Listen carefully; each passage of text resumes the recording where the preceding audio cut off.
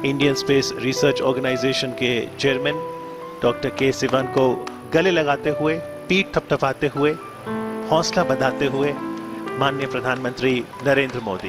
ये video clip है साल 2019 की और हमारे प्रधानमंत्री जिन्हें सांत्वना दे रहे हैं वो हैं इसरो के एक्स चीफ डॉक्टर के सिवन।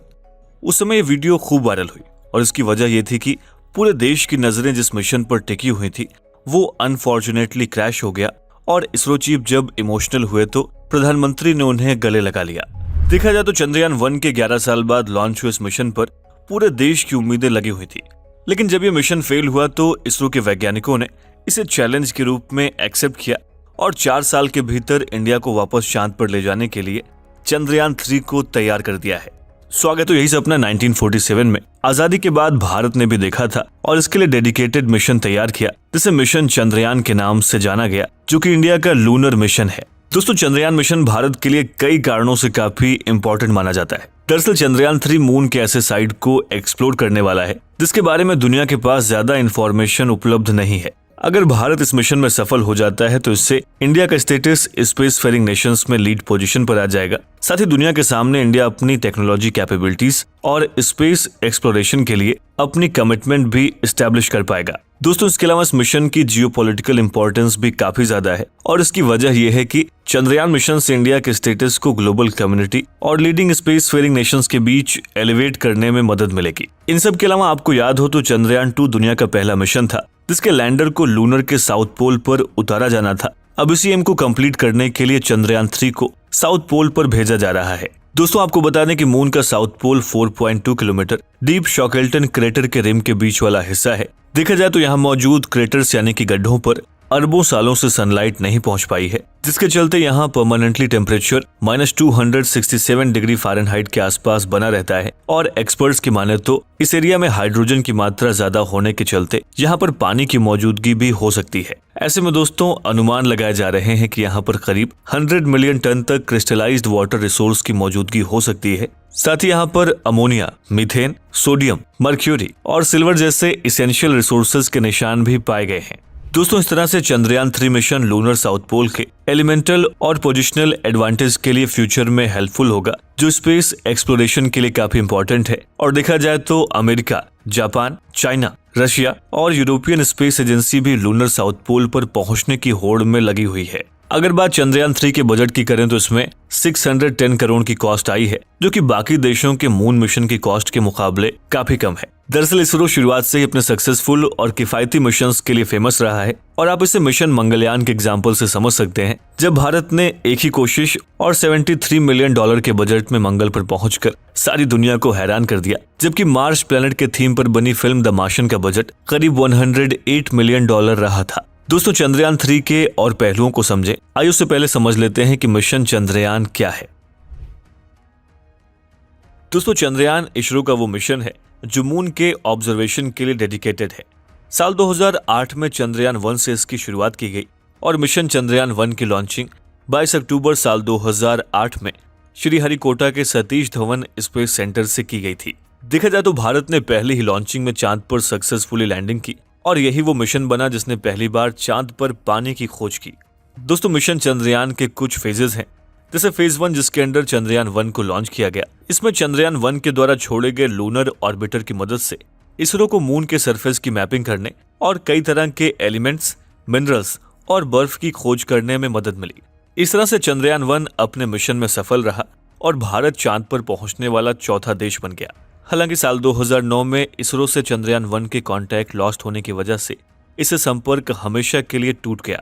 दोस्तों, बारी थी मिशन चंद्रयान के अगले फेज यानी कि चंद्रयान 2 की। 22 जुलाई साल 2019 में चंद्रयान 2 मिशन को श्रीहरिकोटा स्पेस सेंटर से एक ऑर्बिटर, एक लैंडर और एक रोवर के साथ लॉन्च किया गया और इस बार चांद की तरफ एक और कदम आगे बढ़ाते हुए इसरो चंद्रयान 2 को लूनर साउथ पोल पर लैंड करने वाला था।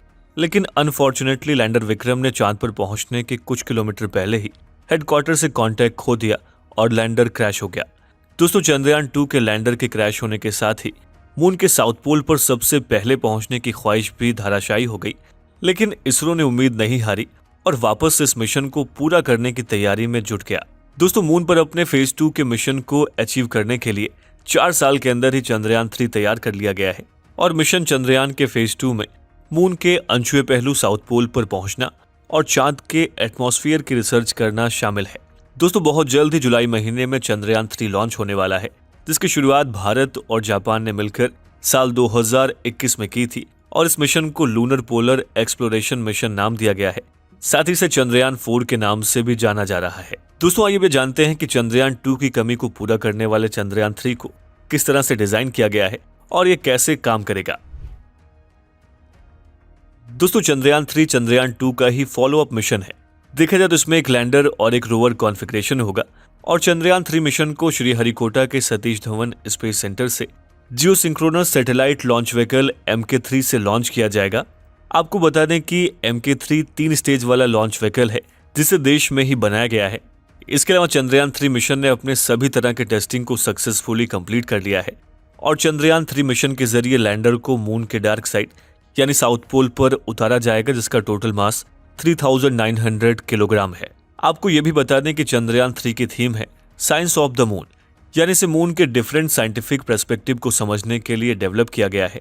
और 15 जून 2023 को इसरो के चेयरमैन एस सोमनाथ ने चंद्रयान 3 के लॉन्च से पहले बताया कि इसके सारे पार्ट श्रीहरिकोटा में असेंबल किए जाएंगे। साथ ही चंद्रयान 3 में एक लैंडर और एक रोवर होगा जो मून के सरफेस पर काम करेगा। दोस्तों यहाँ पर ध्यान देने वाली बात यह है कि चंद्रयान 2 में ऑर्बिटर भी एडेड था, लेकिन चंद्रयान 3 में ऑर्बिटर नहीं है और इसकी वजह यह है कि चंद्रयान 2 के लॉन्चिंग के दौरान सिर्फ लैंडर ही क्रैश हुआ था, जबकि उससे पहले लूनर ऑर्बिट में जो ऑर्बिटर छोड़ा गया था वो आज भी स्मूथली फंक्शन कर क्रूशियल साइंटिफिक डेटा को कलेक्ट कर रहा है और इसीलिए चंद्रयान 3 में ऑर्बिटर नहीं भेजा जा रहा है, क्योंकि चंद्रयान 2 के ही ऑर्बिटर का इस्तेमाल चंद्रयान 3 के लिए किया जाएगा। दोस्तों चंद्रयान 3 के मुख्य रूप से 3 ऑब्जेक्टिव्स हैं। देखा जाए तो पहला है लूनर के सरफेस पर सेफ और सॉफ्ट लैंडिंग डेमोन्स्ट्रेशन, दूसरा है रोवर के स्मूथली लैंड होने का डेमोन्स्ट्रेशन और तीसरा है लूनर के साउथ पोल पर साइंटिफिक एक्सपेरिमेंट को कंडक्ट करना। दोस्तों चंद्रयान 3 के लैंडर को इस तरह से डिजाइन किया गया है कि ये मून के स्पेसिफाइड लोकेशन पर उतर सकता है और रोवर को डिप्लॉय भी कर सकता है। साथ ही बॉक्स के शेप के लैंडर में 4 landing legs, 4 landing thruster, secure landing assure करने के लिए बहुत सारे सेंसर्स और खतरों से बचने के लिए कैमरे लगाए गए हैं। साथ ही लैंडर एक एक्स बैंड एंटीना से भी लैस है जो कि कम्युनिकेशन को इंश्योर करेगा। दोस्तों आपको बता दें कि रोवर रेक्टेंगल शेप का है और इसमें 6 व्हील्स के साथ ही एक नेविगेशन कैमरा भी लगा हुआ है।